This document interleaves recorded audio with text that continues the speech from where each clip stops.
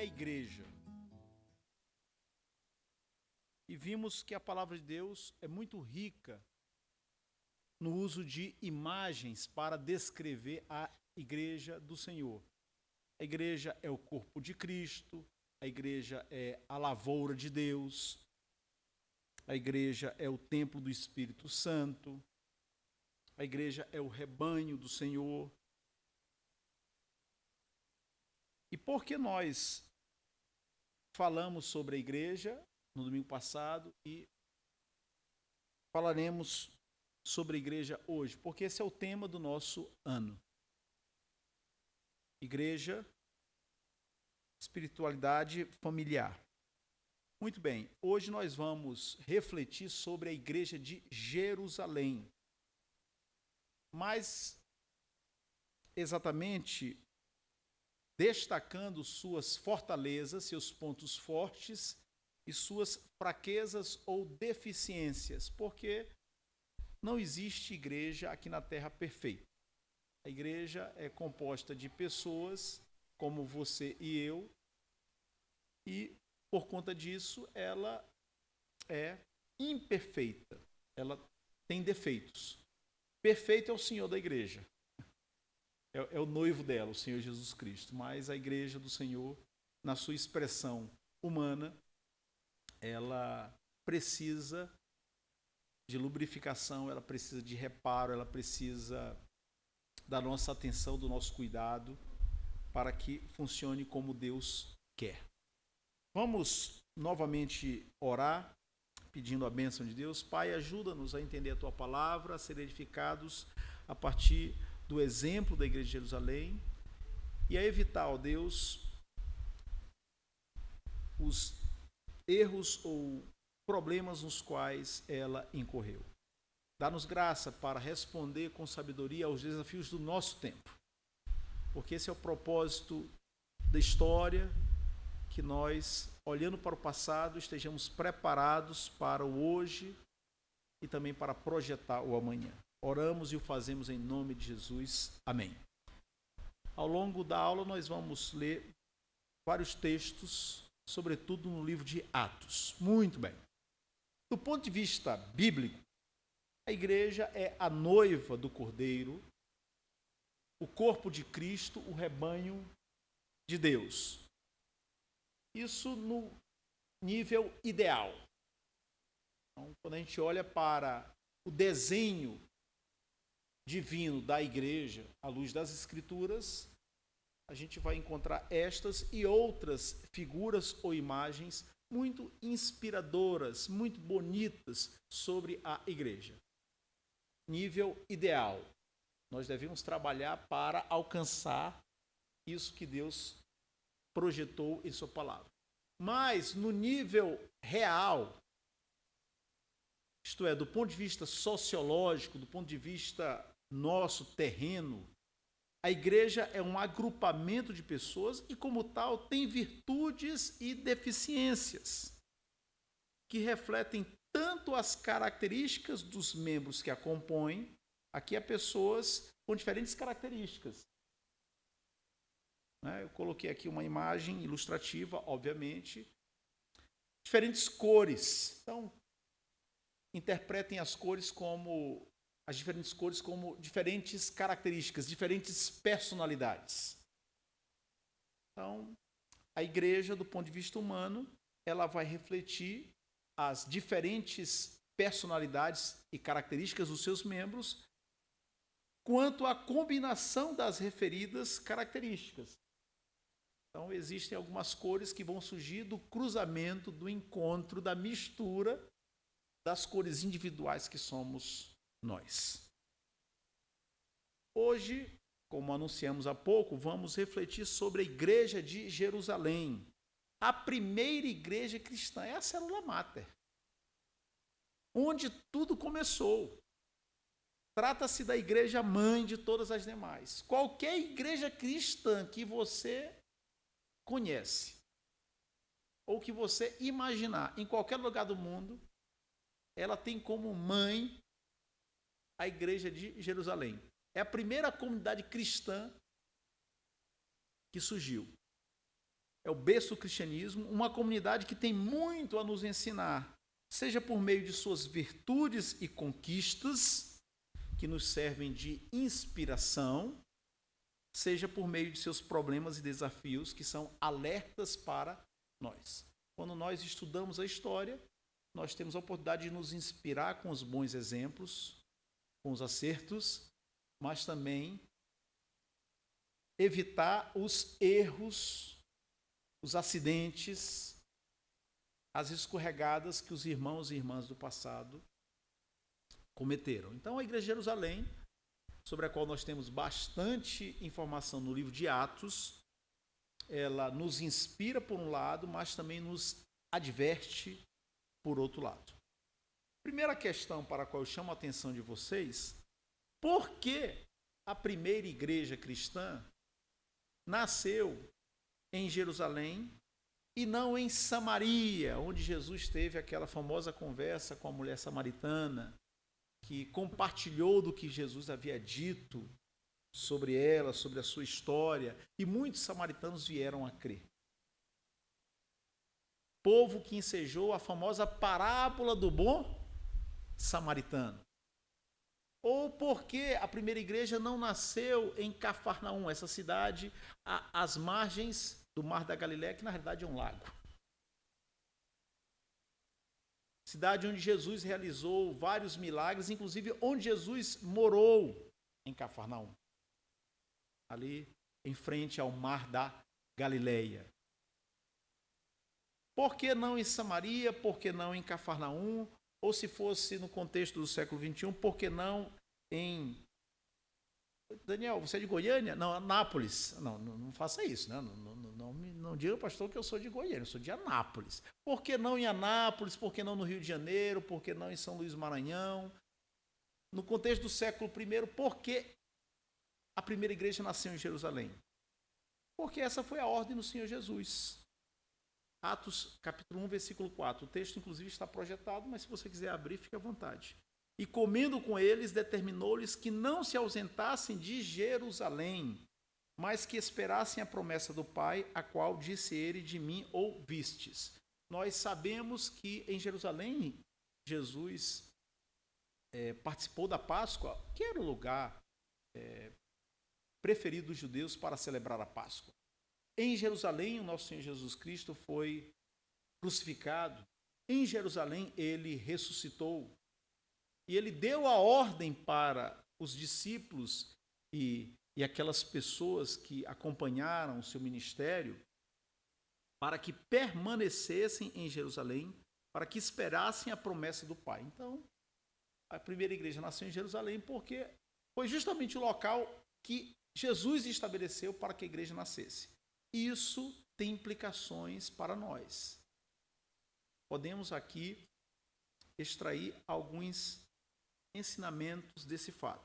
Jerusalém era a cidade mais importante de Israel, onde estava o templo que Salomão havia erguido, que havia sido reformado, templo de Herodes, era o centro político administrativo da nação, e onde viviam pessoas de várias nacionalidades. Era uma cidade cosmopolita, uma cidade como Brasília.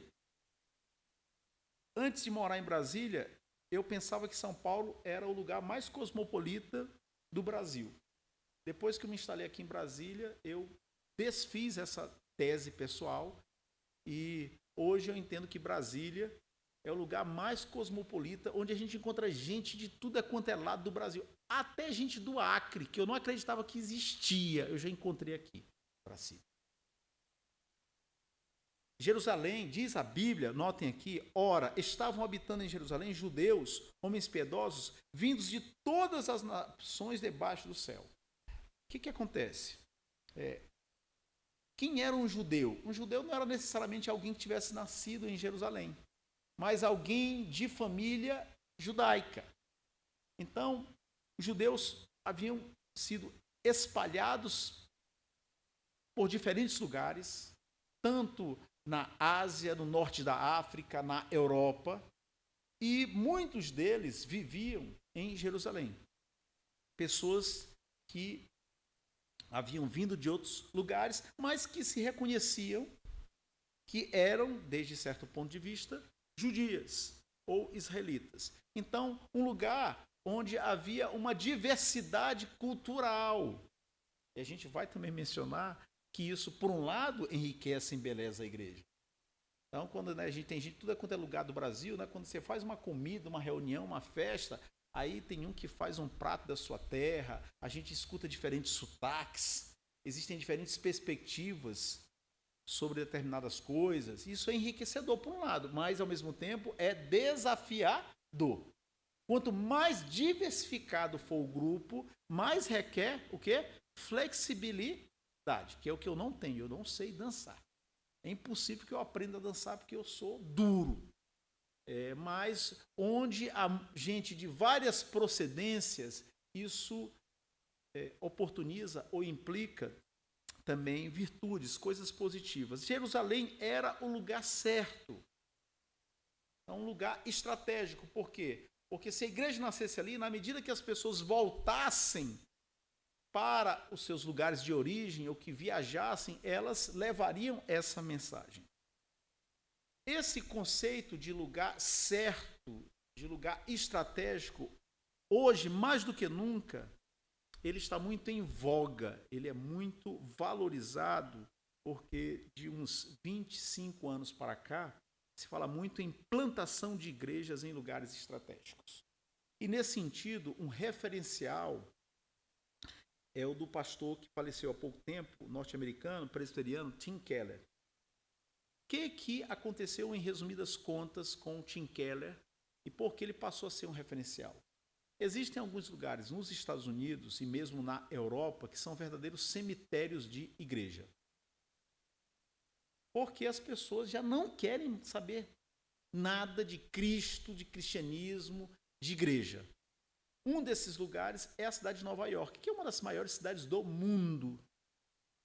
Uma cidade moderna, uma cidade multicultural, uma cidade que oferece muitas oportunidades de emprego, de estudo, uma cidade muito secularizada.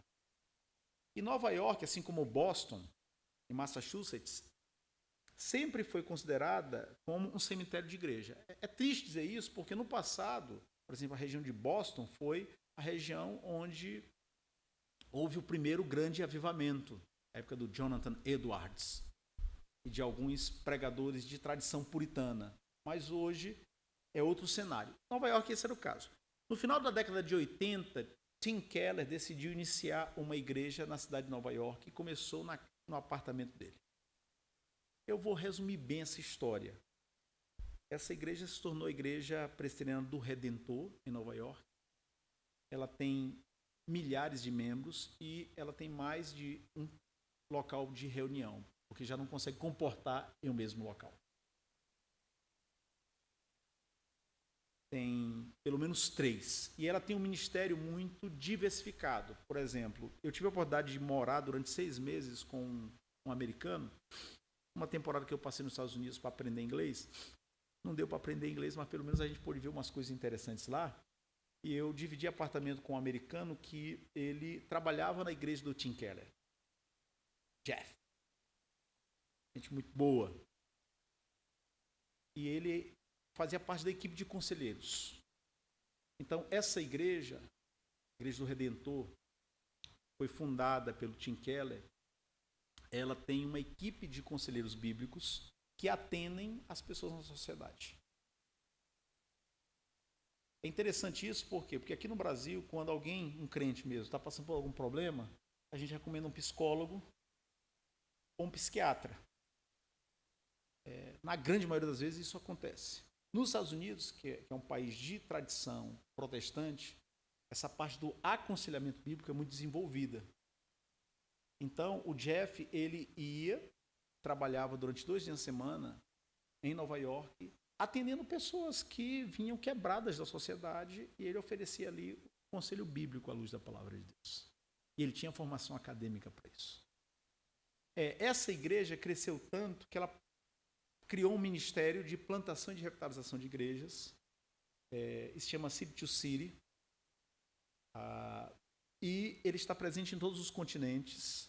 existem braços continentais desse ministério, e ela tem formado milhares de plantadores de igreja. Desde então, muitos pastores, inclusive no Brasil, querem ter a experiência de começar, de participar do processo de formação de uma igreja desde o zero. Eles querem ter essa experiência. E uma das coisas que esse movimento de plantação de igrejas trouxe, e que é uma coisa inimaginável, ou seria uma coisa inimaginável há 30, 40 anos atrás, é que já não é preciso lugar fixo para a igreja, templo. Por quê? Porque as igrejas podem nascer e se desenvolver no saguão de um hotel, numa escola, em qualquer espaço. Por exemplo, aqui em Brasília, a Igreja Semear, que foi organizada em 2012, ela não tem templo. Se não me engano, o endereço local onde ela se encontra é o 5º ou 6º endereço. Antes ela esteve em alguns hotéis, hoje ela está numa área específica, lá da Asa Norte. Eu não vou tentar dizer o número da quadra, que até hoje eu me confundo com as quadras aqui, 712, 416 e tal, enfim, está num local lá. Assim como também a Igreja Redenção aqui em Brasília.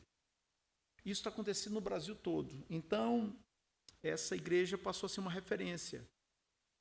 Não apenas a questão da plantação de igrejas, mas também a questão da revitalização das igrejas. A Igreja Presbiteriana de Pinheiros, em São Paulo, em 1997, assumiu o pastorado o reverendo Arivaldo Dias Casimiro. Ele tem feito um ministério importante, tem sido abençoado por Deus, e essa igreja tem plantado dezenas de outras igrejas no estado de São Paulo e também investido fora de São Paulo e até fora do Brasil. Essa igreja tem uma junta missionária própria, a Junta Missionária da Igreja de Pinheiros. Eu mencionei aqui IPS e IPR, que são igrejas. Em Brasília, por exemplo, a Igreja Presbiteriana Redenção, ela foi organizada, ela é filha da Igreja Presbiteriana Semear. Notem, a Igreja Semear nasceu a partir de um grupo que era da Igreja de Brasília. Ela foi organizada em 2012, ela não tem templo. Em 2016, a Semear organizou uma filha, a Igreja Presbiteriana Redenção, que, como a Semear, não tem templo, ela aluga um galpão. A Igreja Redenção hoje tem 800 membros e tem uma congregação de 200 membros que vai ser organizada no final desse ano. Eu tive a oportunidade de, na época de seminário, eu fui seminarista no JMC em São Paulo, eu dividi apartamento com um sul-coreano. E esse sul-coreano, ele foi colocado para estudar com a gente, para morar com a gente, porque o pai dele era pastor no Brasil e ele tinha que aprender português, porque ele queria desenvolver o ministério dele no Brasil. E conversa vai, conversa vem, né? Um dia ele explicou para a gente, ou a gente perguntou para ele, eu e os colegas, como é que era a questão de... funcionava, como é que se dava o ministério pastoral na Coreia? E ele nos disse uma coisa interessante, que eu acho que vocês também vão gostar de saber. Ele nos disse que na Coreia do Sul, que é o país com o maior número de presbiterianos do mundo, pelo menos 7 milhões de coreanos, sul-coreanos, são presbiterianos, isso corresponde a 15% da população. Quando o indivíduo chega ao seminário, o candidato vai para o seminário, já na época de seminário, o presbitério ou a igreja que envia o candidato, o seminarista, já coloca ele para plantar uma igreja num bairro onde não tem igreja, obviamente. Então, enquanto ele é seminarista, enquanto ele é estudante de teologia, ele já começa a trabalhar na plantação. De tal maneira que quando ele termina o curso, a graduação, ele vai pastorear aquela igreja onde ele iniciou o trabalho. Vocês conseguem imaginar a quantidade de igrejas que é organizada na Coreia do Sul a partir desse sistema?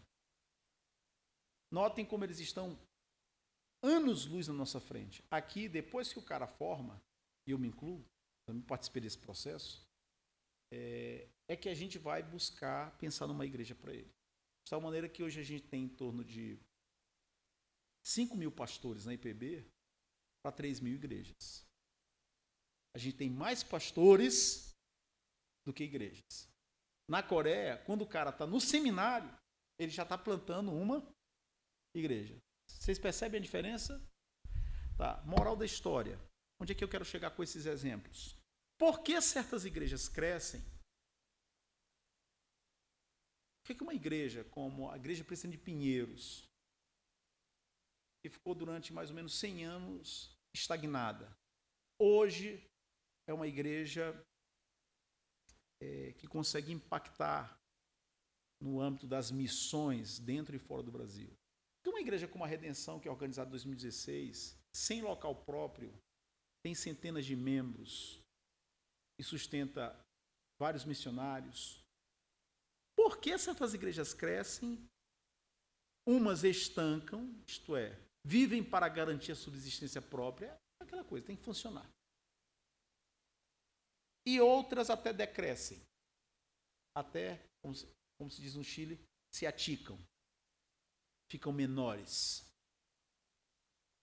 Então, a igreja de Jerusalém é uma igreja que foi plantada no lugar certo e ela conseguiu parir, reproduzir, conseguiu gerar outras igrejas. Alguns riram quando eu falei parir, né?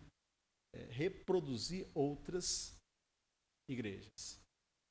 Vamos aqui ver quais eram as condições que ela tinha e o que ela fez a fim de que isso nos sirva de inspiração. Porque alguém pode pensar assim, pastor, mas espera aí, pastor, essa igreja tinha como liderança os apóstolos. Sinceramente, não é, pastor? Que equipe maravilhosa que essa igreja tinha.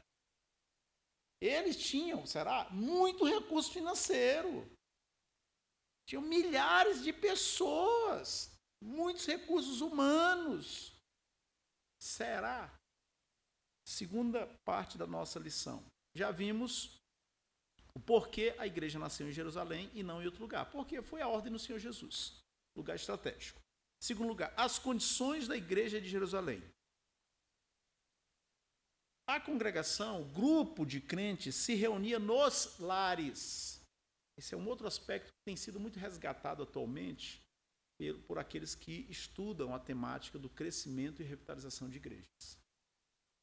Por quê? Porque durante mais ou menos 300 anos, a igreja não se reuniu em templos, haja vista que ela era perseguida, ela não tinha liberdade religiosa.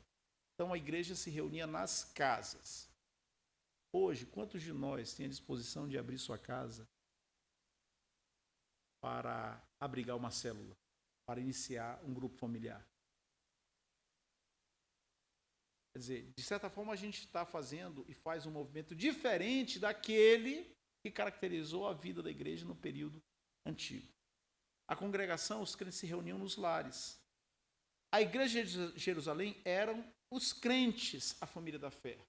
E por que eu faço essa consideração? Porque essa igreja não tinha templo. É interessante como aqui no Brasil, assim como em outros países, a palavra igreja passou a significar o local de culto.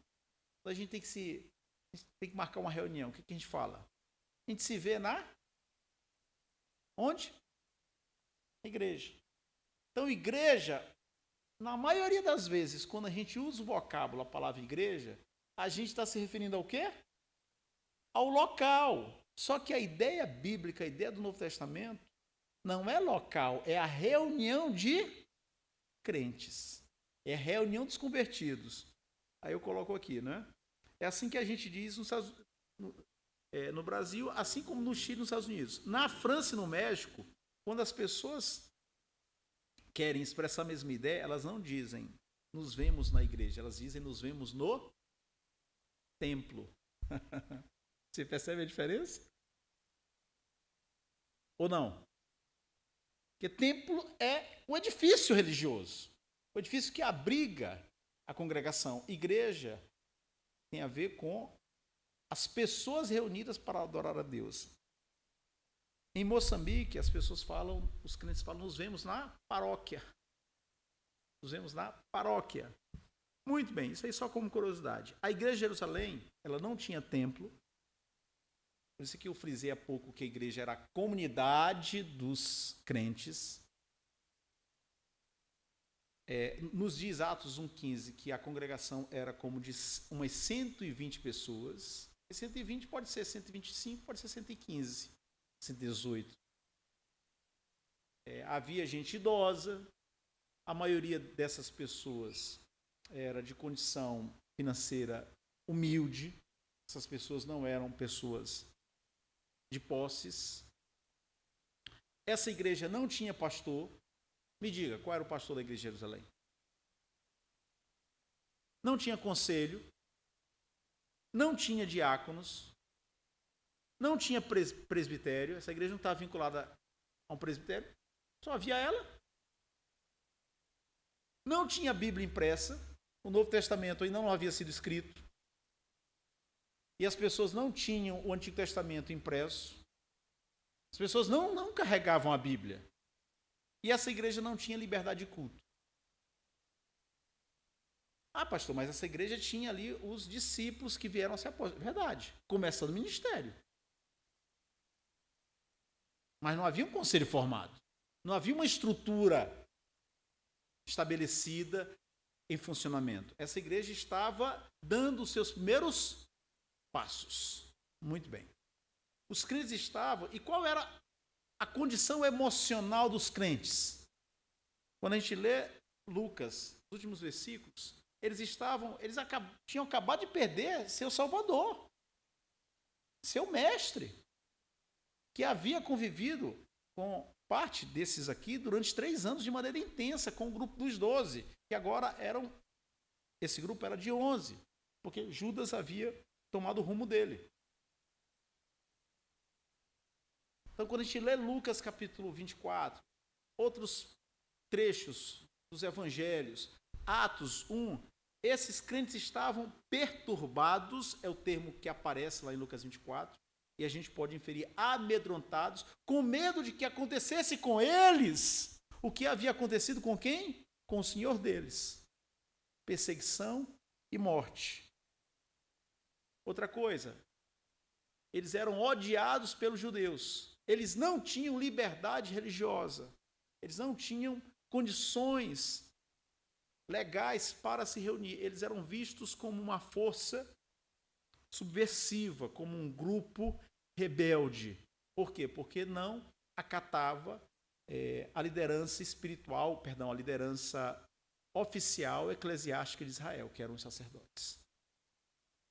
Em outras palavras, a igreja de Jerusalém nasceu em condições dificílimas, em condições precárias.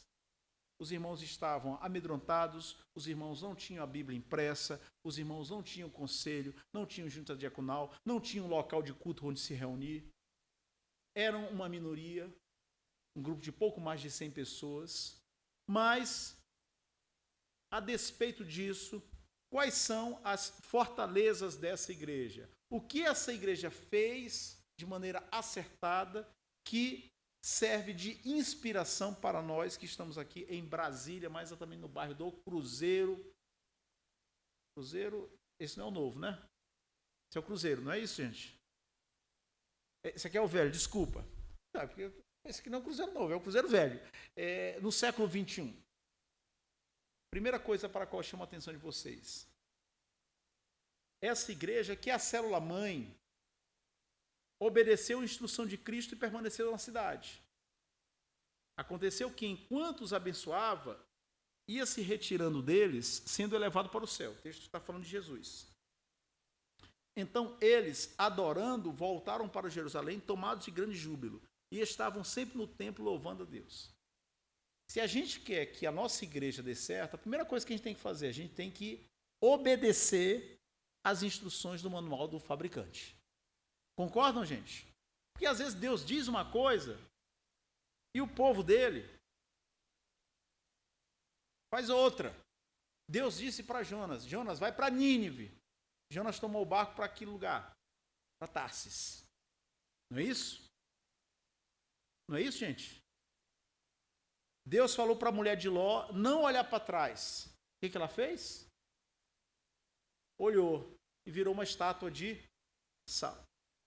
Então, atentemos para o que Deus está nos dizendo, e a sua vontade é muito clara na Escritura, e não nos desviemos nem para a direita, nem para a esquerda. É fundamental isso. Segunda coisa, segundo ponto positivo da igreja de Jerusalém. Essa igreja, nos diz o texto de Atos, capítulo 1, versículo 14, se dedicou à oração. Eu vou ler o texto bíblico.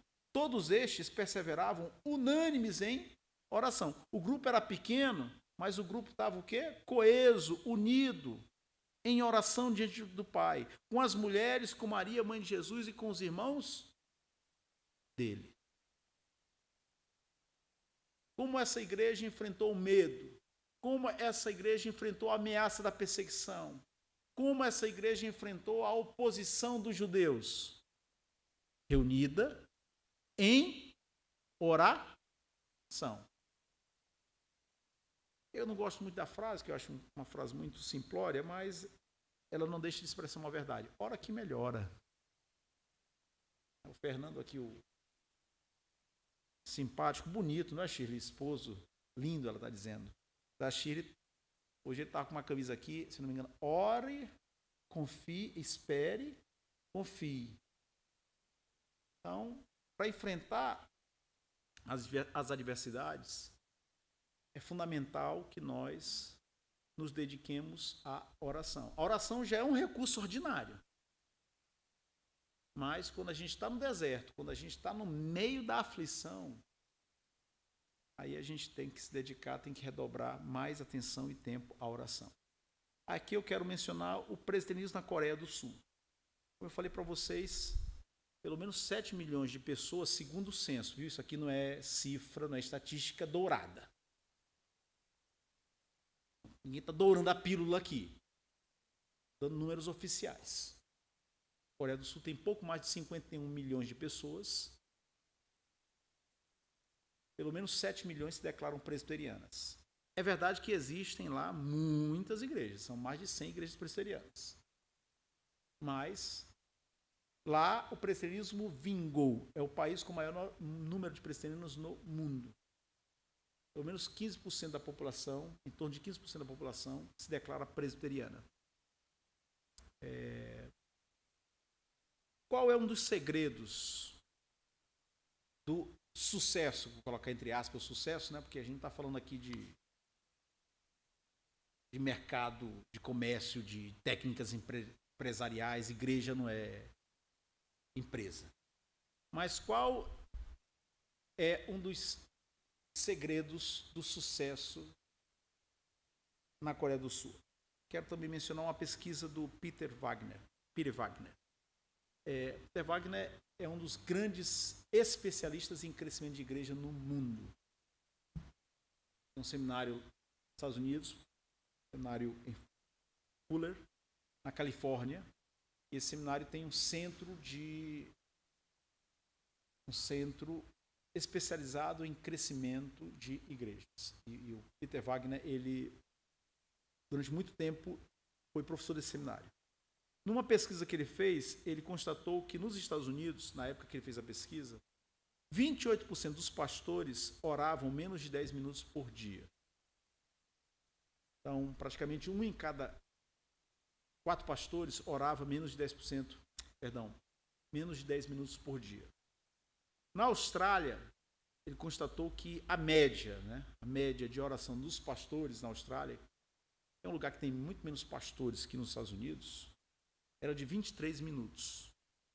No Japão, um lugar que também não tem muitos pastores, que nos Estados Unidos o que mais tem é pastor. Mas ela tem mais pastor do que crente. Que é por causa da história, né, da tradição. Tem mais cacique do que índio, às vezes, dependendo da região. E pode parecer uma frase muito sarcástica, mas tem algumas regiões lá dos Estados Unidos que, se vacilar, tem mais pastores que crentes, porque o povo já não vai mais para a igreja, enfim. No Japão, os pastores japoneses, segundo a pesquisa do Peter Wagner, oravam em média 44 minutos por dia. E na Coreia do Sul? Qual era a média de oração dos pastores na Coreia do Sul? 90 minutos. 1h30 por dia. Deixa eu ser muito simplório aqui na colocação. Gente, como é que uma igreja dessa não cresce?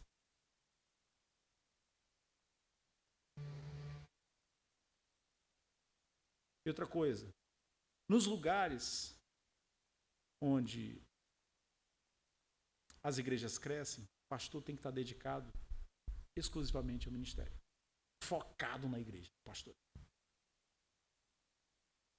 Por uma razão muito simples.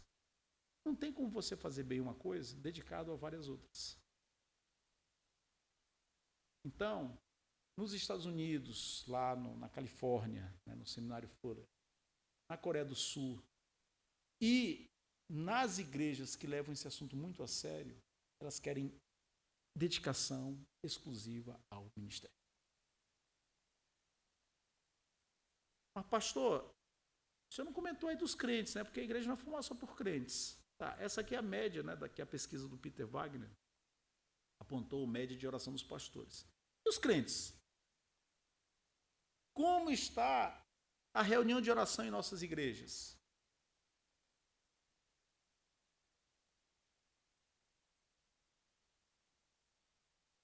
Se iniciarmos uma reunião de oração na igreja do Cruzeiro, você se esforçará para participar dela? A resposta a essa pergunta, eu acho que você pode encontrar no seu dia a dia, na sua vida particular. Se você não leva a sério sua vida devocional, se você não tem tempo a sós com Deus, dificilmente você vai valorizar uma iniciativa da igreja. Em outras palavras, não espere somente da liderança. Observe a frase. Não espere somente. Eu não estou dizendo que você não tem que esperar exemplo, inspiração, iniciativa da liderança. Mas eu estou dizendo que você não tem que esperar somente da liderança da sua igreja. Porque a responsabilidade nossa diante do Senhor é primeiramente individual. Se você só ora, meu irmão, quando vem à igreja no domingo, você só tem contato com a palavra de Deus quando vem à igreja no domingo, eu não queria estar vivendo com você durante a semana, não. Provavelmente você está um fio desencapado. Vamos lá? Outro ponto positivo da igreja de Jerusalém. Já vimos que ela prestou atenção e cumpriu o que Jesus disse. Permaneçam em Jerusalém. Em segundo lugar, enquanto permaneceram em Jerusalém, eles não ficaram lá conversando sobre as novidades aí, sobre o time de futebol, sobre quem postou mais. Ficaram de maneira unânime em oração. Terceira coisa, escolheu Matias para ocupar o lugar de Judas. Está lá em Atos 26. Né? Judas tomou o rumo dele, porque era filho da perdição. A igreja escolheu Matias. Na obra de Deus, ninguém é insubstituível. A reposição de peças é fundamental. A gente não pode travar a vida da igreja, deixar de realizar um ministério, porque fulano de tal, que era quem tocava esse ministério, tomava a dianteira, se mudou. Ninguém é substituível. Agora, o fato de ninguém ser insubstituível não significa dizer que a gente vai fazer reposição de peça de qualquer forma. É preciso que isso aconteça de forma criteriosa. Então, quando a gente vê lá, morreu Judas, a gente precisa preencher a vaga de Judas. Quem que vai poder concorrer? É necessário que entre aqueles que acompanharam o ministério de Cristo, que andaram com Cristo, escolhamos uma pessoa que tem essa característica. E aí, quando estabeleceu os critérios, só ficaram o quê? Até porque a comunidade não era grande, era mais ou menos 120 pessoas. Só ficaram dois nomes. José e Matias. E aí jogaram as sortes e a igreja escolheu Matias. A gente tem que pensar na reposição de peças e a melhor maneira é, enquanto a engrenagem está funcionando bem, vamos treinando, vamos motivando, vamos compartilhando conhecimento, preparando as pessoas para que, quando houver necessidade de uma reposição, a gente já tenha o atleta, aquele que está no banco de reservas, quando ele entrar no campo, ele já esteja o quê? Em condições de dar conta do recado. Quarto ponto positivo, a liderança tomou a iniciativa de pregar o evangelho. Lá em Atos 2, versículo 14, então se levantou Pedro com os 11, Pedro e os discípulos, aqueles 10 que ele conhecia muito bem, e Matias, que tinha acabado de ser introduzido no grupo. E, erguendo a voz, advertiu-os nestes termos: varões judeus e todos os habitantes de Jerusalém, tomai conhecimento disto e atentai nas minhas palavras. Estou lendo o texto bíblico. Um livro que é um paradigma, uma referência, um clássico, é o do Christian Schwarz, O Desenvolvimento Natural da Igreja. Esse autor, esse alemão, ele fez uma grande pesquisa a partir de um centro que existe na Alemanha, e essa pesquisa ela envolveu as igrejas que mais crescem no mundo inteiro, em vários continentes, em todos os continentes. E depois de estudar o desenvolvimento das igrejas que mais crescem no mundo, ele chegou àquelas que são as 8 marcas das igrejas que mais crescem no mundo. Dentre essas 8 marcas, eu quero chamar a atenção de vocês para 2 delas. Entre as características das igrejas que mais crescem no mundo estão liderança influente e espiritualidade contagiante. O que é uma liderança influente? Acho que não preciso definir para vocês não, né, gente? É um líder que impacta. É um líder que consegue influenciar, que tem crédito diante das pessoas, dos liderados. É uma pessoa que que irradia, fosse no contexto secular, que não é o caso, positividade. Irradia o quê? Devoção a Deus, compromisso com a obra, seriedade. Se a gente tem que fazer uma coisa, vamos fazer bem feita, porque é para a glória de Deus, para a edificação da igreja. Porque não adianta ser líder. Não adianta ser líder e não chegar na hora das atividades da igreja, chegar atrasado. Não seja como aquele irmãozinho que queria ser numa igreja onde tive a oportunidade de ser pastor, presbítero, e quando a igreja fazia um mutirão, ele não aparecia para a obra. Não seja como aquele irmãozinho, acho que você não conhece ninguém, nunca conheceu alguém assim, que só canta no louvor quando está na escala, só chega no horário, só vai para a igreja quando está na escala. Quando não está na escala, não vem ou chega atrasado. Se a liderança não for a primeira a abraçar a causa, a vestir a camisa, a suar a camisa, dificilmente o povo vai responder. Agora, se o púlpito não estiver queimando, comece a incendiar a igreja espiritualmente do banco. Não transfira a responsabilidade. A liderança é muito responsável diante de Deus. E aquele a quem muito foi dado, muito lhe será cobrado. Agora, o fato de você ter um pastor, um presbítero, um diácono, uma equipe de música, um departamento infantil, que não fazem bem a sua tarefa, não isenta você de ser um cristão diante de Deus, com seus deveres espirituais em dia, e alguém que soma, que contribui, que aporta a causa. Então a gente vê aqui que Pedro e os 11 tomaram a iniciativa de pregar o evangelho. O exemplo partiu deles. E quando a liderança dá o exemplo, normalmente o que vai acontecer? Isso vai irradiar, isso vai contagiar positivamente, e a igreja vai desenvolver, vai seguir no mesmo caminho, na mesma direção. Letra E. Quinta coisa inspiradora a partir da igreja de Jerusalém. Sabemos que o Espírito Santo converteu em um único dia quase 3.000 pessoas. Né? Pedro pregou o evangelho lá, quase 3.000 pessoas se converteram. Eu não sei se todos estavam aqui. Enfim, se a informação for repetida, perdoe o pastor. Quando a igreja presbiteriana de Pinheiros completou 100 anos, em 1997, um presbítero da igreja fez um levantamento a partir dos livros de atas da mesma, para descobrir quantos membros a igreja tinha tido ao longo de 100 anos. Na verdade, desculpa, não foi em 97. 97 foi quando o reverendo Arival começou o pastorado dele, em substituição ao reverendo Osias. Foi em 2006, quando a igreja celebrou seus 100 anos.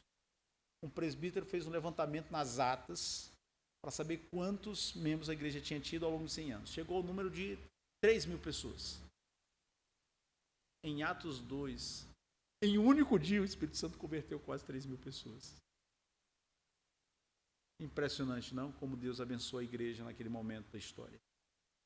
Os que foram convertidos, o que estes convertidos, conduzidos pelo exemplo da célula máter, ou seja, daquele primeiro grupo de 120, né? Porque agora aqui a gente já tem uma classe catecúmenos enorme, hein, gente? Quase 3.000 pessoas. Esse é um santo problema para qualquer liderança. O que estes convertidos, essas quase 3.000 pessoas, passaram a fazer, nos diz o texto bíblico, e perseveravam na doutrina dos apóstolos e na comunhão, no partir do pão e nas orações. Atos 2:42. Perseveravam na doutrina apostólica. Havia estudo e havia instrução. Essa igreja estudava, essa igreja se afadigava na doutrina apostólica, que basicamente mostrava que Cristo era o cumprimento das profecias do Antigo Testamento, porque naquele momento as escrituras eram as escrituras do Antigo Testamento, porque os livros do Novo Testamento estavam sendo escritos. Mas a coisa não se resumia à informação na cabeça, à teoria. Diz o texto bíblico que eles perseveravam na comunhão. A raiz da palavra comunhão é a mesma raiz da palavra comunicação. Como vamos estar em comunhão uns com os outros se nós não nos comunicamos? Você sabe quais são as necessidades do seu irmão? Da sua irmã em Cristo? Tudo bem? Comunicação, comunhão. Não tem problema. Vai até me ajudar aqui. É uma ilustração viva do que nós estamos falando. Comunhão, comunicação. Obrigado, viu, irmã Gleice? Muito bem. Se você não se comunica, se você não conversa, é acreditado, né?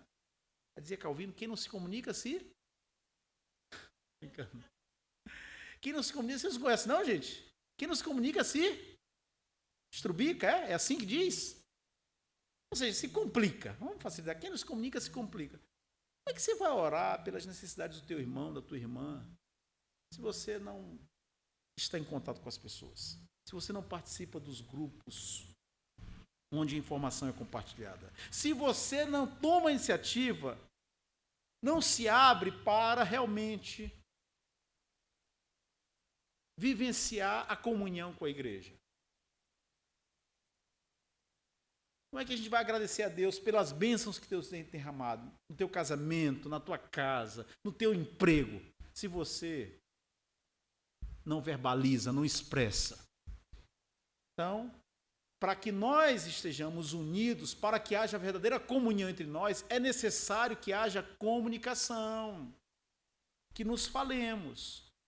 Se a nossa comunicação ficar restrita ao domingo, olha, essa comunhão vai ser bem fraquinha.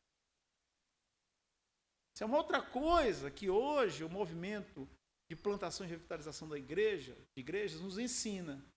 As igrejas que crescem, as igrejas que funcionam, as igrejas que fazem acontecer, são aquelas igrejas que encontram maneiras, formas de fazer com que os crentes, durante a semana, entre os domingos, estejam em comunicação uns com os outros. Não é preciso que você esteja em comunicação com toda a membresia.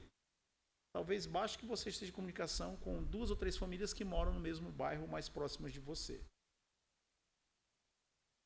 Essa igreja perseverava também na Santa Ceia, no partir do pão, que a diferença da nossa época era celebrada na época da igreja apostólica todos os domingos. Então as pessoas também eram fortalecidas na fé porque elas participavam mais vezes do sacramento da comunhão. E elas também perseveravam nas orações. Como é que uma igreja dessa, meu povo, diga para mim, como é que uma igreja dessa não cresce, gente? Mas isso não é tudo. Na sequência, o texto bíblico nos diz, diariamente perseveravam unânimes no templo. Templo aí, pastor, o senhor disse que não tinha templo. Era o templo lá de Israel, que era controlado pela elite religiosa da época, os sacerdotes, os anciãos. mas que os primeiros crentes, sendo judeus, também iam ao templo, não mais para oferecer sacrifícios, porque o Cordeiro de Deus já havia sido morto, mas era um local público. Era o principal local de encontro, de sociabilidade em Jerusalém. O texto nos diz que eles perseveravam unânimes no templo, eles faziam orações, só que as orações deles eram dirigidas a Deus através de Jesus, diferença que era diferente das orações feitas pelos judeus não crentes. Eles partiam pão de casa em casa e tomavam as suas refeições com alegria e singeleza de coração, louvando a Deus e contando com a simpatia de todo o povo. Em outras palavras, eles conciliavam a adoração pública, porque eles se reuniam no templo para orar, e particular, eles também tinham o hábito de se reunir para adorar a Deus de casa em casa.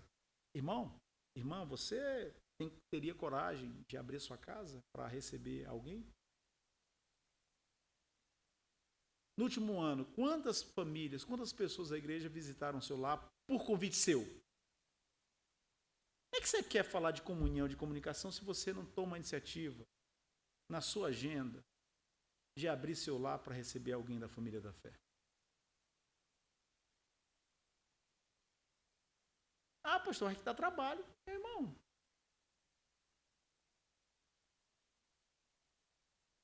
que você acha que Deus faz por nós? Ele não trabalha? Diariamente. Renova o estoque de misericórdia sobre nós cada manhã. Perdoa os nossos pecados. Os olhos dele estão sobre toda a terra. Ninguém escapa ao controle dele. É um fiel cumpridor das suas promessas. Se organize. Tome a iniciativa de se aproximar das pessoas. Não é preciso que seja toda semana não, irmão. Uma vez por mês. O texto nos diz também que eles tomavam as refeições com alegria. Isso significa contentamento. Havia gozo espiritual. E isso aí só acontece quando a vida com Deus está em dia. Singeleza de coração. O que significa? Humildade, menos egolatria, menos egoísmo, menos exposição, menos querer ser a estrela. Prime por uma vida. Humildade, meu irmão. A estrela é Cristo. Louvando a Deus e contando com a simpatia de todo o povo. Eles estavam em sintonia com Deus e em sintonia com as pessoas. Quando nós estamos bem com Deus, a gente vai ter condições de tratar bem as pessoas. Uma vez, em algum lugar, Plutão, eu fui para uma reunião de um departamento da igreja. Quando cheguei nessa reunião, uma reunião do departamento feminino. Isso é uma exceção, viu, irmãos? Exceção. Normalmente, a reunião do departamento infantil é 10. Nesse dia, uma irmã do departamento feminino, quando eu cheguei na sala da reunião, a irmã estava lá, com os olhos fechados, orando. Beleza, né? Estava no momento dela. Beleza, e começaram a chegar as outras irmãs. Mais tarde, na primeira frase que essa irmã, que quando eu cheguei estava orando, emitiu, a primeira coisa que ela falou, ela deu uma resposta atravessada para uma outra irmã. Quer dizer, ela estava orando não sei para quem, menos para Deus. Porque quando a gente está em comunhão com Deus, a gente não trata as pessoas de maneira grosseira. Essa igreja aqui louvava a Deus e contava com a simpatia de todo o povo. Não é que todo mundo amava a igreja, mas essas pessoas eram sociáveis, eram relacionáveis. Essas pessoas mostravam o evangelho na vida delas. Resultado, enquanto isso, diz o texto bíblico, estou lendo o texto bíblico, acrescentava-lhes o Senhor dia a dia os que iam sendo salvos. Chama atenção para algumas implicações dessa frase. A evangelização não era uma coisa episódica, mas um modo de vida. Tinha que fazer, a gente vai fazer uma cruzada evangelística, um encontrão, uma tarde de panfletagem evangélica. A gente vai fazer um grande evento, a gente vai trazer aqui a banda X, o cantor Y. Muitas igrejas concebem a evangelização a partir de eventos esporádicos, soltos, avulsos no seu calendário. Essa igreja aqui, o estilo de vida dessa igreja era a própria evangelização. O crescimento era dado por quem? Eu plantei, Apolo regou, mas o crescimento veio de Deus. Isso é bênção demais, porque quando Deus é quem dá o crescimento, pode chover, pode chegar a época do clima seco, a época das cigarras, a época das chuvas, que o crente não se afasta. Agora, quando a pessoa vem para a igreja por motivações que não são as motivações espirituais, quando não há verdadeira conversão, a pessoa oscila e mais cedo ou mais tarde ela vai se desviar, se afastar de Deus e da igreja. E como é que era esse crescimento? Nos diz o texto, dia a dia, quer dizer, na vida ordinária da igreja. Não era preciso fazer eventos especiais para almejar o crescimento. Deus trazia os convertidos, porque o texto bíblico diz, o Senhor dia a dia, acrescentava-lhes o Senhor dia a dia os que iam sendo salvos. Deus trazia os convertidos. E quando Deus traz, né, as pessoas, pela graça dele, a semente prospera, vinga. Houve um missionário holandês no Brasil, o reverendo Francisco Leonardo Schalkwijk, assim que se aportuguesou o sobrenome dele. Talvez alguns o conheçam como sogro do pastor Augusto Nicodemos. O reverendo Francisco Leonardo foi diretor do Seminário Presbiteriano do Norte, em Recife, durante 12 anos. E aqueles que conviveram com ele, por exemplo, os 2 pastores que eu tive lá em São Luís do Maranhão, meus 2 primeiros pastores foram alunos, né, estudaram no SPN, no Seminário Presbiteriano do Norte, na época em que o reverendo Francisco Leonardo foi professor diretor. Aqueles que estiveram na casa na época do reverendo Francisco Leonardo dizem que ele costumava fazer uma oração no início do semestre. Né? Primeira semana de aula tinha um culto de abertura do semestre. E normalmente na oração que ele fazia, no culto de abertura, ele dizia, Senhor, traga a essa casa os que são verdadeiramente vocacionados e leva para longe dela aqueles que não são vocacionados.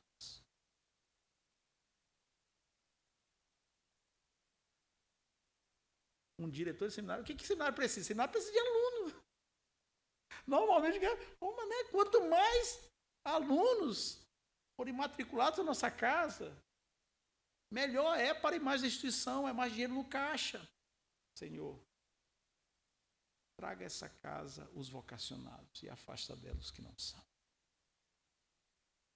Quando é Deus quem dá o crescimento à igreja, esse crescimento se mostra evidente, há desenvolvimento, há expansão, há progresso.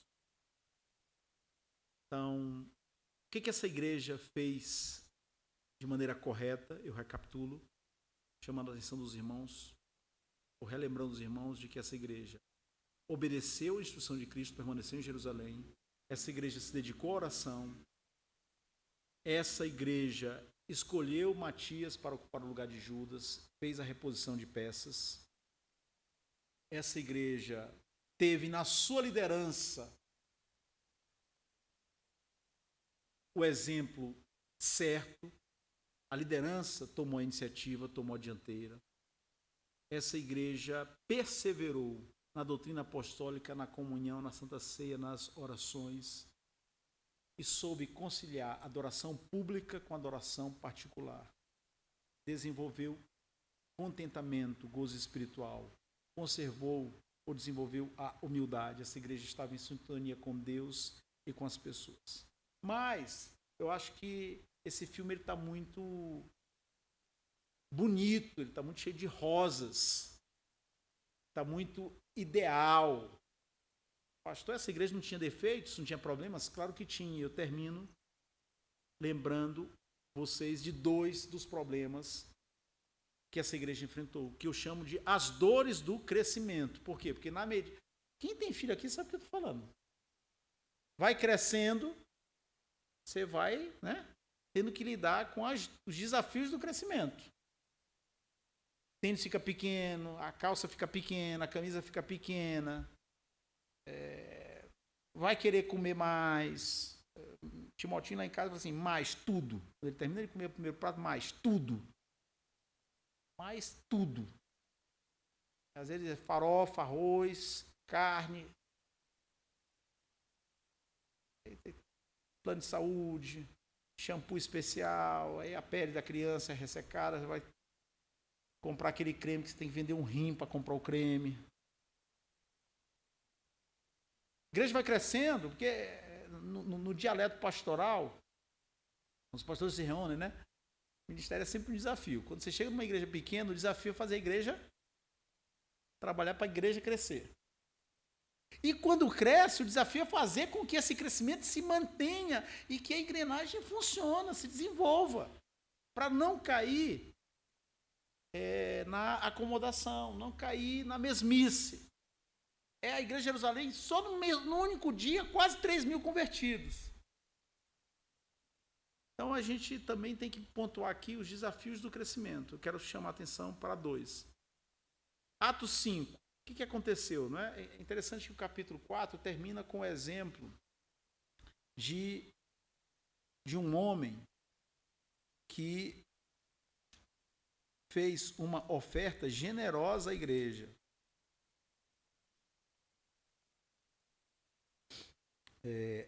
Atos 4,36 de José, a quem os apóstolos deram o sobrenome de Barnabé, que quer dizer filho da exortação, levita natural de Chipre, como tivesse um campo vendendo, trouxe o preço e o depositou aos pés dos apóstolos. Exemplo positivo de liberalidade, de generosidade para com a obra de Deus. Depositou o valor do terreno aos pés dos apóstolos. Aí o capítulo 5 nos conta a história que vocês conhecem de Ananias e Safira. Qual foi o problema de Ananias e Safira? Eles queriam que os holofotes humanos. Foram lá e fizeram uma doação, como se aquela doação tivesse sido realmente aquilo que eles diziam, e não era. Caiu lá, caíram mortos na presença de Deus. E o texto bíblico nos diz que os jovens tiveram que levar os corpos de Ananias e Safira. Que péssimo exemplo Ananias e Safira deram para a juventude daquela igreja. Por quê? Porque a oferta deles não visava agradar a Deus. Era uma oferta que queria o quê? Impressionar as pessoas. Eu traço um paralelo e menciono como alerta para nós o exibicionismo. Essa febre das pessoas se exporem nas redes sociais, a busca de seguidores, de likes, de validação social. Ontem eu conversava com a Carla de uma pessoa que não é nem do Brasil, de outro lugar do mundo, de um irmão nosso na fé. Ele fez faz postagens, certo? E essas postagens são tão sérias, assim, tão graves, tão preocupantes, que você olha a postagem e fala assim, essa pessoa aqui, esse cara aqui não é homem, esse cara aqui é gay, é homossexual. Porque um homem não postaria uma foto numa piscina com outros 3 homens, com metade do corpo à vista e colocando a mão no ombro de outro. Pastor, você está pegando pesado. Outro dia ele postou uma foto, ele nu, entrando no rio, e na altura das nádegas havia um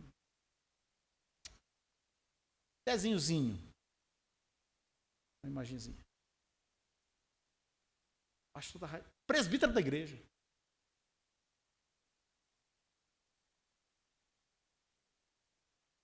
Quando o cara me mostrou, eu mandei uma mensagem para outro presbítero da igreja. Falei, olha, isso é que está acontecendo. Ele me agradeceu e falou assim, eu vou conversar com o pastor, avisar o pastor para que o pastor converse com ele. Uma loucura, gente, isso está virando, meu Deus do céu. Se for esse seu caso, não se sinta criticado pelo que eu vou comentar. A pessoa está malhando, todo mundo tem que estar vendo a pessoa malhando. A pessoa está no supermercado, todo mundo tem que estar sabendo que ela está no supermercado.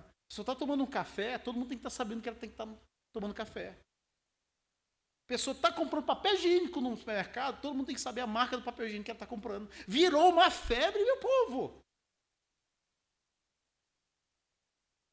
Virou um BBB isso aqui. Isso aí, gente, está acontecendo no meio do povo de Deus. Pastor, a conta é minha, a rede social é minha. Eu sei, meu irmão. E eu não estou aqui querendo me intrometer naquilo que você posta. O que eu estou aqui dizendo como ministro do Evangelho é que nós devemos ter muito cuidado com aquilo que nós postamos, com aquilo que nós publicamos. Não fazer das redes sociais um diário aberto. Não expor nossa família gratuitamente. Reflexão minha, olhando a foto do irmão lá numa piscina com outros machos. Rapaz, esse aqui, mesmo sendo casado, tendo filhas, ele corta dos dois lados. Esse aqui, ele joga para outro time. Aí, pastor, pode ser que você esteja equivocado? Eu não disse quem era a pessoa, eu mandei para o meu irmão. Sem dizer que o cara era presbítero, mas eu falo, esse aí já era.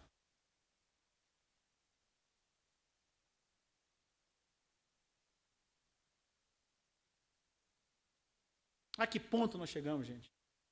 Por quê? Pastor, que relação isso tem com Ananias e Safira? Quiseram ofertar para impressionar os apóstolos, para ficar bem na fita. Alguns irmãos nossos na fé têm enveredado por esse caminho. Querem o quê? Querem visibilidade, querem likes, querem seguidores, até pastores às vezes. Quando a única estrela que deve brilhar, que o nosso nome, irmãos, desapareça e o nome de Jesus brilhe. Não há problema em usar as redes sociais. Agora, que usemos as redes sociais de maneira sábia, para edificação, para mostrar que Cristo reina em nós.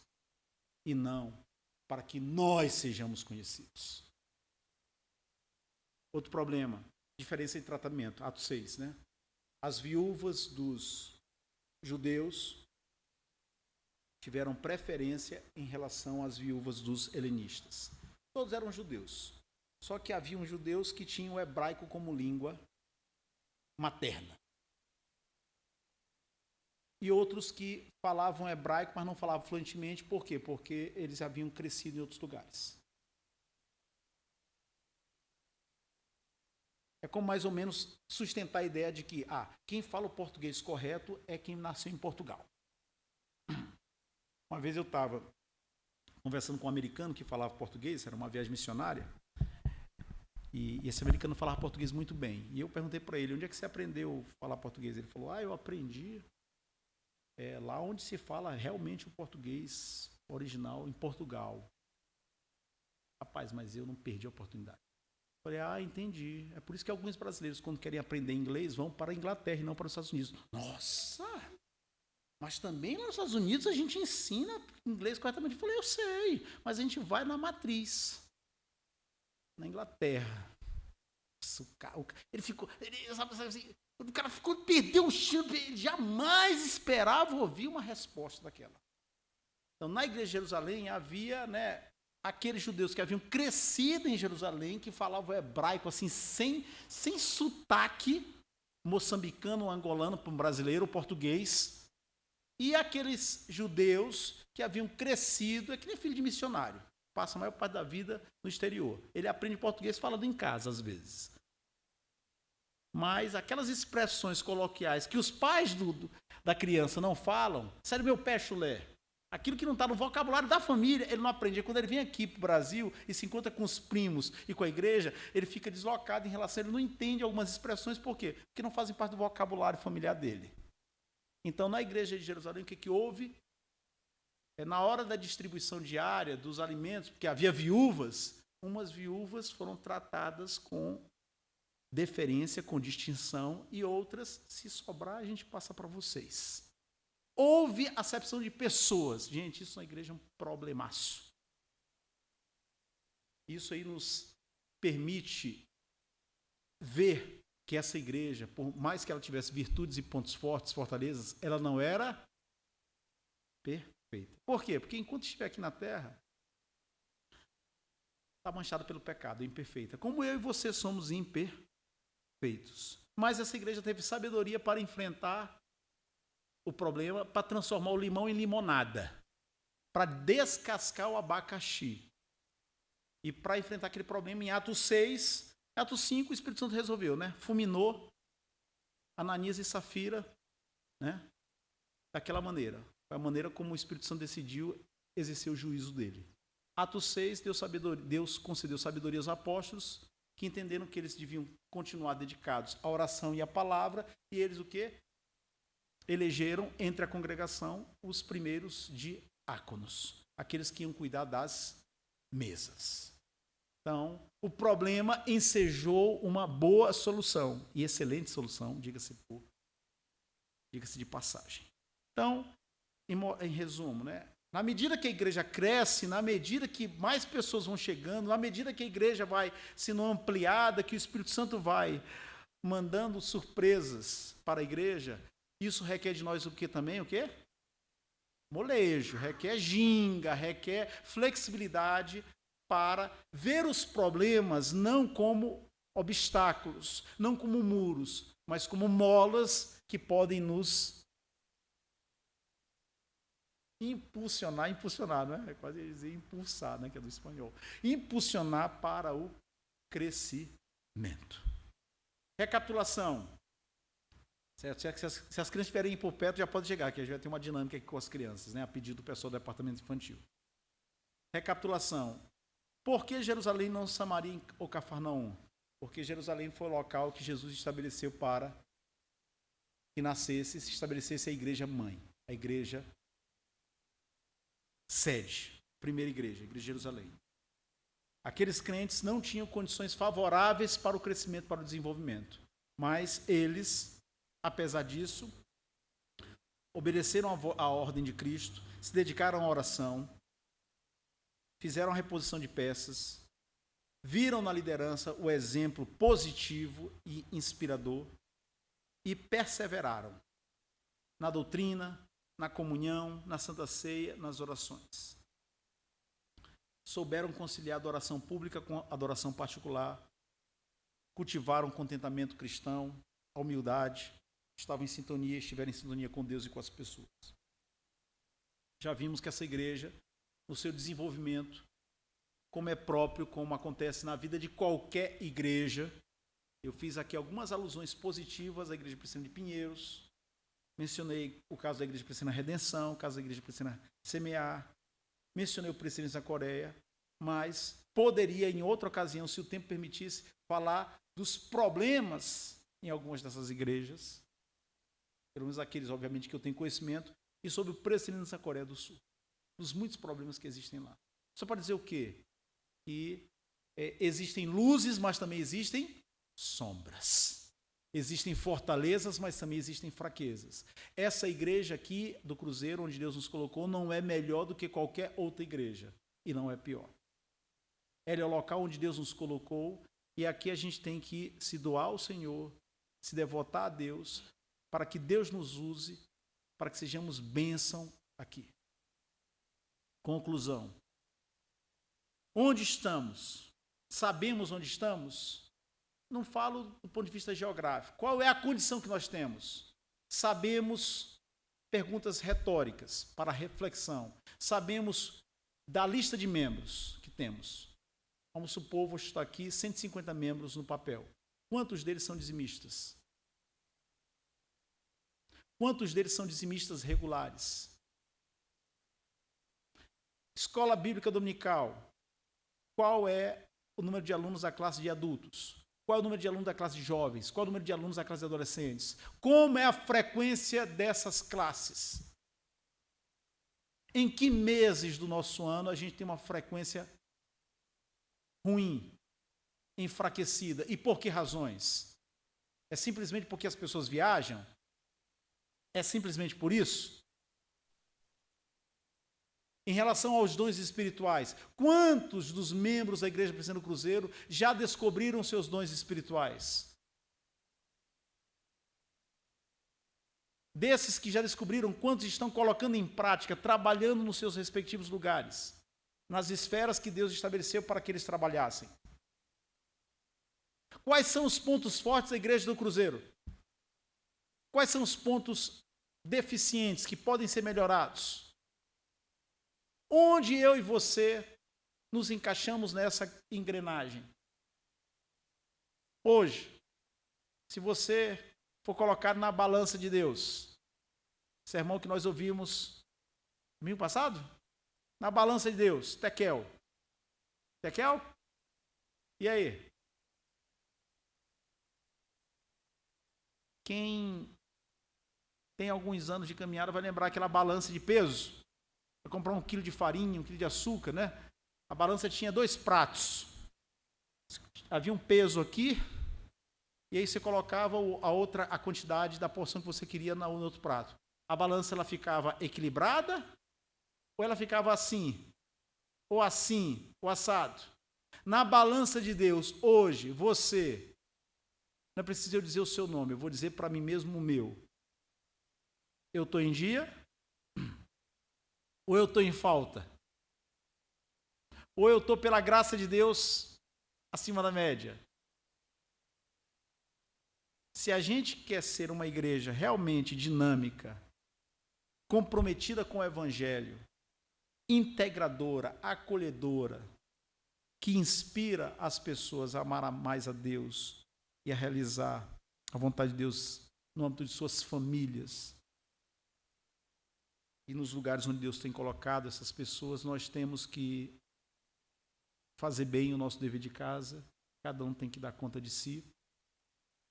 E é por isso que nós estamos recebendo nessa manhã, para fechar nossa aula, com a ajuda das irmãs Luana e Gleice, as nossas crianças. Viu, pessoal? Oi, olha quem está ali. Está ali o Miguel. Não é agora, não? Você pediu 10, eu já te dei 15. Sem problema, não estou criticando, só estou dizendo. Vai lá, corre lá, ajuda, por favor, Gleice. Tá bom, unidade, pessoal. Olha, eu fiz aqui a minha parte, tá bom? Então agora tem. Isso é igreja, é ter paciência, tá bom? É ter paciência. Então, para quem não sabe, né, qual vai ser a dinâmica, ela é muito simples, viu, pessoal? Não é nada do outro mundo que vai atrasar o seu almoço. As irmãs que trabalham no departamento infantil estão ensinando às crianças da nossa igreja como a igreja funciona.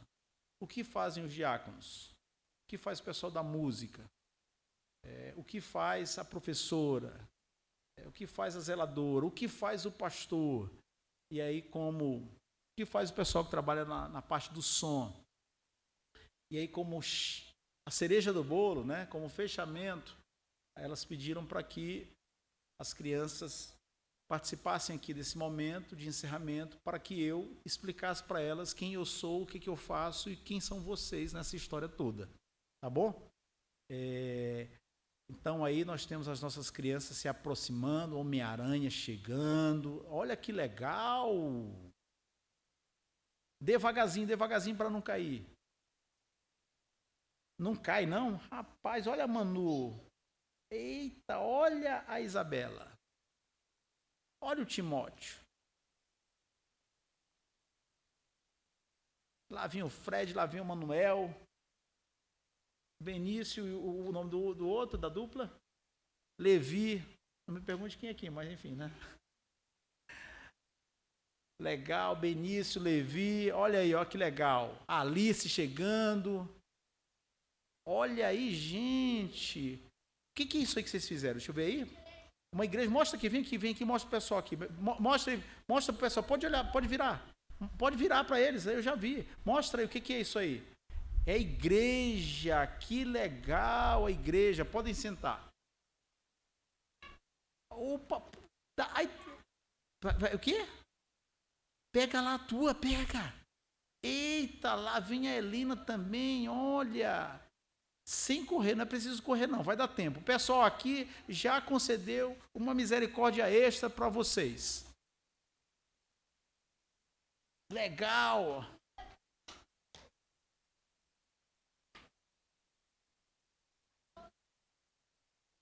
Muito bem. Pessoal, aqui, ó. Oi, criançada. Manu, Miguel, Timóteo, aqui, ó.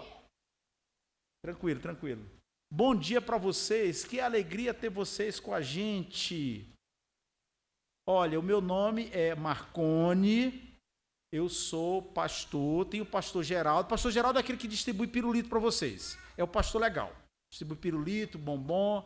E tem um pastor que não é tão legal, que ele não distribui pirulito, bombom. Certo? Mas eu sou pastor. O que um pastor faz? Eu vou explicar para vocês o que o pastor faz. O pastor ensina a palavra de Deus, ele fala da Bíblia. Olha a Bíblia aqui, ó. Isso aqui é a Bíblia, a palavra de Deus. O pastor explica a Bíblia, fala da palavra de Deus à igreja. O pastor ajuda os presbíteros. Os presbíteros é o tio Daniel, o tio Robson, o tio Sebastião, que não veio hoje, o tio Misael, que não veio hoje, o tio Rômulo, pai da Luiz e da Laura. O pastor ajuda também o pessoal da música aqui, orando. Deus abençoe o pessoal da música, o ministério de vocês. O pastor faz isso por quê? Porque o pastor Marcone, assim como o pastor Geraldo, ele entendeu que Deus disse assim: pastor Marcone, cuida da igreja, cuida das ovelhinhas, vocês são ovelhinhas do Senhor. Vocês fazem parte dessa família, que é a igreja. Tem as ovelhinhas. E aqui tem as ovelhas grandes. Olha as ovelhas, olhem para as ovelhas grandes lá. Ó. Todas olhando para vocês. Olha aí. Muito bem. Tia Gleice, eu esqueci de alguma coisa? Então, aqui funciona a classe dos adultos. Vocês têm a aula lá em cima com as professoras, onde vocês aprenderam sobre o que é igreja. E aqui as crianças maiores, os adultos, aprendem sobre igreja, porque o pastor Geraldo, o pastor Marcone, de vez em quando um presbítero, ensina a palavra de Deus para eles, porque Deus disse que é para a gente fazer isso. Então, olha, vou fazer um pedido para vocês, para terminar aqui, ó. Peçam para Papai do Céu abençoar a gente. Papai do Céu, abençoa o pastor Marcone. Papai do Céu, abençoa o pastor Geraldo. Abençoa a igreja, para a gente funcionar direitinho. Amém, igreja? Muito bem, vamos colocar em pé e orar? Muito bem, antes de orar, a irmã Gleice quer falar. Muito bem. Pode falar aqui mesmo, irmã? Não tem problema não. Queridos, bom dia. Eu sei que eu já interrompi aqui bastante, mas eu só quero esclarecer, porque nós estamos estudando com as crianças, o versículo é: alegrei-me quando me disseram, vamos à casa do Senhor. Então, hoje elas aprenderam que elas são a igreja de hoje. Mas como é que isso funciona na prática? Então, elas viram isso hoje na prática. Viram o pastor ali na telinha, foram apresentados a elas presbítero, diácono, levita, o pessoal da sonoplastia, o pessoal da divulgação, da publicidade da igreja, a contação de histórias. Então, foi muito legal e eu quero agradecer a participação de todos. Quero agradecer a participação do seminarista também, Danilo, que ele falou que ele estuda a palavra de Deus, está no seminário por 5 anos. Isso foi muito legal, ver o brilho das crianças, saber que alguém está na faculdade estudando a palavra de Deus para ser ordenado pastor. E agora nós vamos finalizar cantando, né, juntamente com vocês, um cântico que é bem conhecido, que é bem das antigas, mas é um cântico sempre que nos inspira a voltarmos ao primeiro amor e com alegria estarmos aqui na casa de Deus, porque nós encontramos os altares de Deus. E quem encontra a casa de Deus não quer mais sair. Então as crianças vão louvar a Deus com esse canto junto com vocês. Podem vir, crianças. Obrigada, pastor Marcone também. Pastor Marcone foi parceiro. Ontem nós conversamos pelo telefone e a gente sabia que ia ser hoje essa pequena loucura, mas foi válido, né? Porque trabalhar com criança é isso, é algo dinâmico.